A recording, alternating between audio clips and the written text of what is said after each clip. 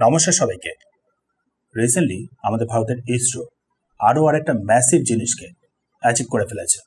আমাদের ভারতের যে গগনয়ান মিশন, সেই দিকে আমাদের ভারতের ইসরো আরও দ্রুত গতিতে এগোনোটা শুরু করে দিয়েছে।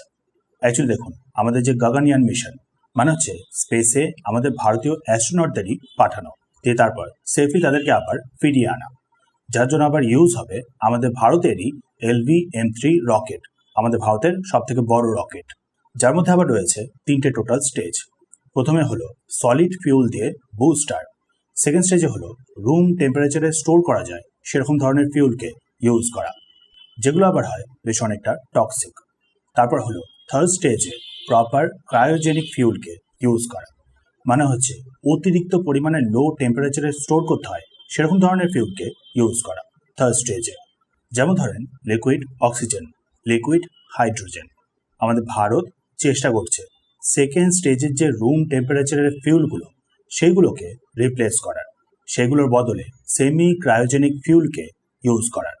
মানে হচ্ছে কিছুটা ফিউল এমন হবে যেটা কিনা রুম টেম্পারেচারে স্টোর করা যাবে, আর কিছুটা আবার হবে অতিরিক্ত পরিমাণে লো টেম্পারেচারে যে স্টোর করতে হয় সেই ফিউলগুলো। আমাদের ভারতের ইসরো এই ক্ষেত্রে ইউজ করছে রুম টেম্পারেচারের কেরোসিন, সাথে আবার লিকুইড অক্সিজেন, প্রপার যে ক্রায়োজেনিক ফিউল সেইটাকে।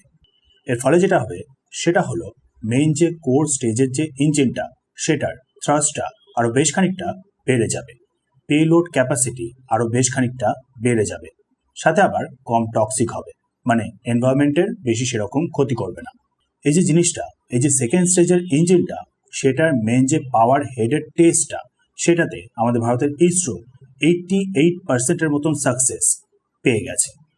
পাওয়ার হেড টেস্ট মানে হলো একটা ইঞ্জিনের বলতে পারেন মেইন যে হার্টটা, সেই হার্টের টেস্ট। অ্যাকচুয়ালি দেখুন, একটা ইঞ্জিনে মেইন যে কম্বাসশনটা, সেটার আগে ফিউলটাকে হাই স্পিডে হাই প্রেশারে পাম্প করার প্রয়োজন থাকে, যেটাই হয় ইঞ্জিনটার ক্ষেত্রে সবথেকে কঠিন ব্যাপার।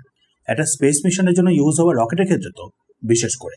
মানে ধরুন ছোট্ট একটা সিম্পল এক্সাম্পল দিয়ে বলছি, আগেকার দিনের স্টোভগুলো জানেন, সেগুলোতে আমাদের ম্যানুয়ালি পাম্প করতে হয়, দিয়ে তারপর ভেতরের কেরোসিনটা বার্নারের সামনে দিয়ে বেরোনো শুরু করে হাই স্পিডে, যার পরে গিয়ে পরে স্টোভটাকে জ্বালানো যায়।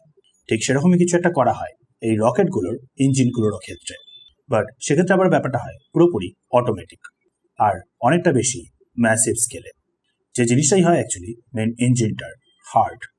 আর আমাদের ভারতের ইসরো এই জিনিসটাতেই 88% মতন সাকসেস পেয়ে গেছে। ভবিষ্যতে গোলটা হলো 100% সাকসেসও পেয়ে যাওয়ার, দিয়ে তারপর প্রপার ইগনিশন ঘটিয়ে প্রপার ইঞ্জিনের টেস্টটা, প্রপার থ্রাস্টের টেস্টটা করা হবে। এর ফলে যেটা হবে সেটা হলো, যেমনটা আগেই বললাম, আমাদের যে মেন LV-M3 রকেটটা, সেটার থ্রাস্টটা আরও বেশ খানিকটা বেড়ে যাবে, ফলে আলটিমেটলি পেলোড ক্যাপাসিটিটাও বেড়ে যাবে, মানে আরও ভারী ভারী স্যাটেলাইটকে আমাদের ভারত লঞ্চ করতে পারবে, সাথে আবার প্রপার যে ম্যান্ড মিশন সেটাকেও ইজিলি করতে পারবে। তার সাথে আবার পুরো ব্যাপারটাই হবে নন টক্সিক, কোনো রকমের টক্সিক গ্যাস বাতাসে রিলিজ করবে না। আসলে বুঝতে পারলেন তাহলে কোন পথে অ্যাকচুয়ালি এগোচ্ছে আমাদের ভারতের ইসরো। এমন ফিউল ইউজ করা যাতে কিনা কম টক্সিক গ্যাস রিলিজ হয়, সাথে আবার পেলোড ক্যাপাসিটিটাও বেড়ে যায়, প্রপার যাতে ইজিলি মানুষদের স্পেসে পৌঁছানো যায়। আর সবথেকে ইম্পর্টেন্ট ব্যাপারটা হলো, এই যে পুরো ব্যাপারটাকে আমাদের ইসরো অ্যাচিভ করছে সেটা পুরোপুরি হবে ইন্ডিজিনাস, মানে আমাদের ভারতেরই তৈরি করা টেকনোলজির মাধ্যমে আমাদের ভারত এই জিনিসটাকে অ্যাচিভ করছে। আর একবার যদি আমাদের ভারত স্পেসে মানুষদের পৌঁছাতে সক্ষম হয়ে যায়, তাহলে সাথে সাথেই আমাদের ভারত পরিণত হয়ে যাবে অনলি 4th কান্ট্রিতে, রাশিয়া, US আর চীনের পরে। আর কোনো দেশ যেটা এখনো পর্যন্ত করতে পারেনি। আমাদের ভারতও সেক্ষেত্রে প্রবেশ করে যাবে এই স্পেসেরও দিক থেকে একটা স্পেশাল ইলিট ক্লাবে।